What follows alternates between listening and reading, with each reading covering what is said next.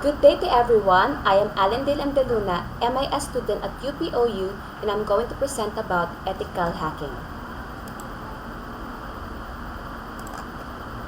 When we think about hacking, we surely have the present impression that it is a computer crime, a form of stealing, and an invasion of privacy. But it is already forming a different perception nowadays and starting to have a different purpose. According to the Software Engineering Code of Ethics, there is now the term ethical hacking, wherein seen as for computer experts to volunteer their professional skill to good cause. This has now led to raised eyebrows and debatable issues that this method is just an excuse, therefore giving them the freedom to enter networks without being apprehended by law. But before we dwell in the main issue, let's discuss first the root cause. Why is there such thing as hacking?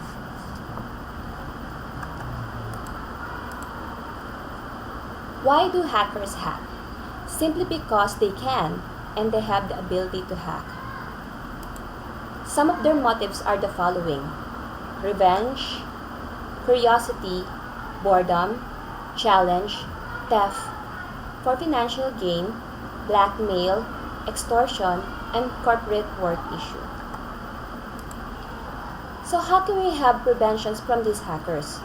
This is where ethical hacking enters the picture. So what is ethical hacking? This is the intentional penetration of a system or network for the purpose of discovering vulnerabilities and evaluating the security of the system or network.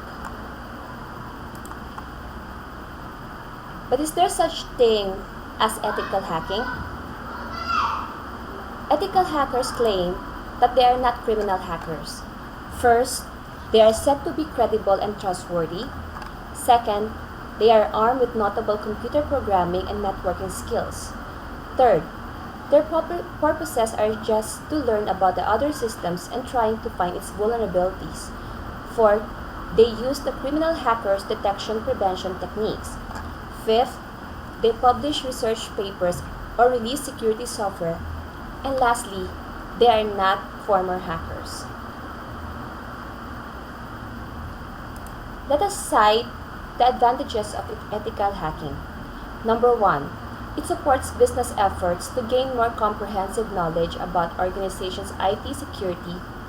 And second, through this, the organization identifies security vulnerabilities and risks, thus helps improve organizational efforts to strengthen security measures. However, there are also some issues that deal with ethical hacking. First,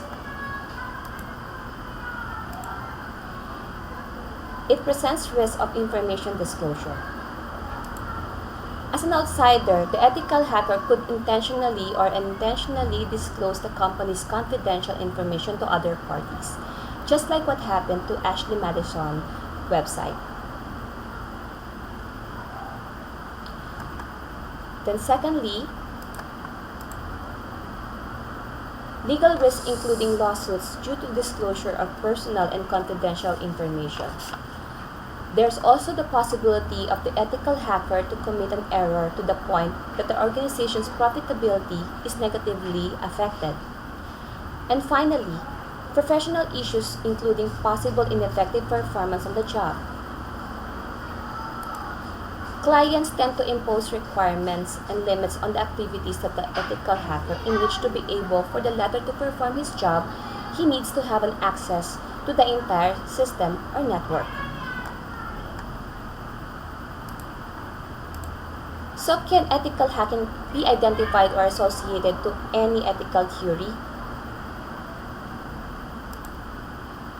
Ethical hacking is said to be more identified with the ethical theory of consequentialism, which is identified as a view that morality is all about producing the right kinds of overall consequences, and says the right or wrong depends on the consequences of an act, and that the more good consequences are produced, the better the act.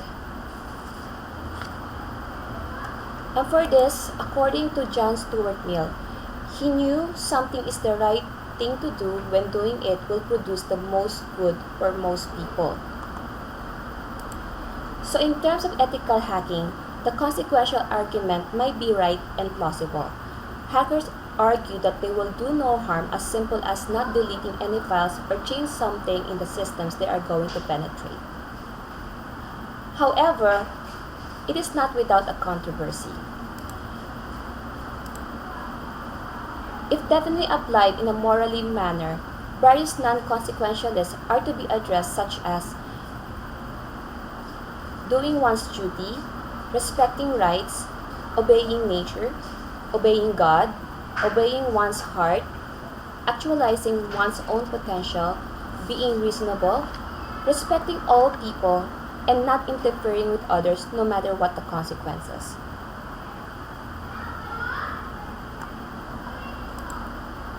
So in my own viewpoint about ethical hacking, as a frequent end user myself, my take on this matter is that hacking is still hacking, no matter how I look at it.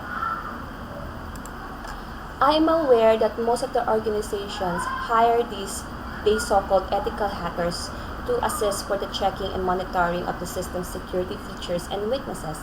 However, I still cannot help but to cast doubts for them in giving my own network security on their hands. Maybe it's something to do with the reputation that the hackers started, and that their formulated rules remains contradicting to the freedom of the people, most especially in terms of the privacy. They need to have a full access to the entire network system. So that's quite scary. So these are my references that I have used for my video presentation.